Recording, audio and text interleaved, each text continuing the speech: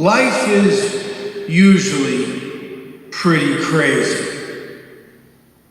But I think in the last 2 weeks or so, we seemed to have supersized crazy and dangerous. The violence and demonizing that we have witnessed in our country in the past few weeks raises real questions about the future of that country. Now, we gathered here as disciples of Jesus, we have to wrestle with this question.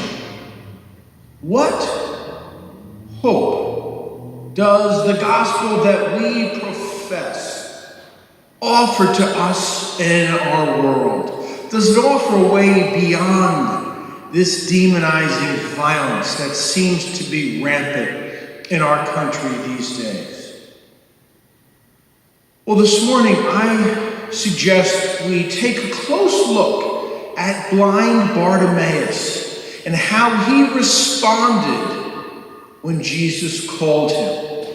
I think you'll find that he offers us a way forward. Every morning, Blind Bart, that's what he was known to his friends as, Blind Bart would wake up and make his way through the streets of Jericho and out the main gate that headed towards Jerusalem. And he would sit, wrapped in his cloak, and he would sit all day, begging from those who went out of the gate and begging from those that came in. He devoted his entire time to begging. That is, until Jesus passed him by. Now, did you notice how Bart responded when Jesus called him? All week I've been thinking about this response. I haven't been able to get it out of my mind, and I've been dying to share this with you. Listen to what the text says. Jesus called him, and Bart threw off his cloak. He threw off his cloak. He took his cloak and just threw it off. Now, in the ancient world, for a poor beggar, their cloak was their bed. It's what they slept in at night. It's what kept them warm during the day against the elements. It's what they would have laid out on the street where people could throw a shekel or two onto that coin. And Bart hears that Jesus has called him, and what does he do with the very livelihood he has? He takes that cloak and throws it off. And by throwing off that cloak, he is in fact throwing off his old life, because he senses that by coming to Jesus, he's about to step into a new life. Now, each of us has our old cloaks that we cling to and that we've worn for a long time. And some of us are old enough to have actually thrown off some of these cloaks. You know, it may be an old habit we cling to, an old attitude, maybe racism or sexism or anti-Semitism. Or it may be something else you hold on to, an old grudge, a pain or a loss that happened long ago, and you need to throw that off. Maybe it's a way of life you've engaged in for a long time that's harmful to you or to others, and you got to throw it off. You see, every follower of Jesus has to look at his or her life in the light of the gospel and throw off any attitude or behavior that's contrary to the gospel. Because if we don't do this, people will get hurt. As we've seen lately, people will get killed.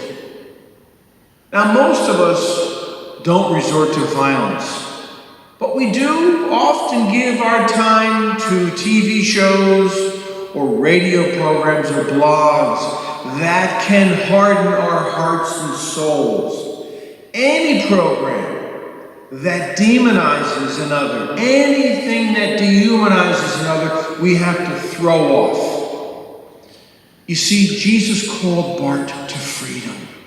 And he's calling us in our world to his freedom. And it's a freedom that allows us to respect others and love others. Not just those people we like, but it allows us to respect all people.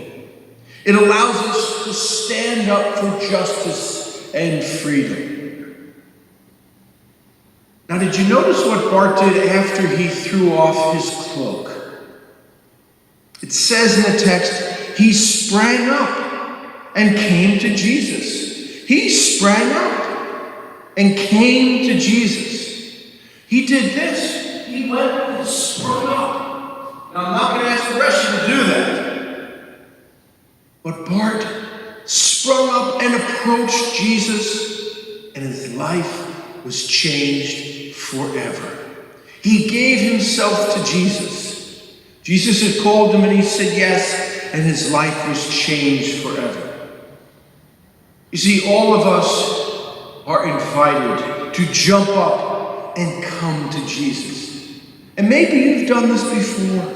Wonderful. Today, Jesus wants you to do it again in a fresh new way because he always has new things to give you. So jump up and come to Jesus. Don't worry, we're not going to have an altar call, but like Bart, Jesus is inviting us today to come to him. Now, you know, some people seem to be afraid to come to Jesus. They seem to feel as if I come to him, he may ask me to do things I'm not ready to do. He may ask me to quit my job and leave town and go someplace far away.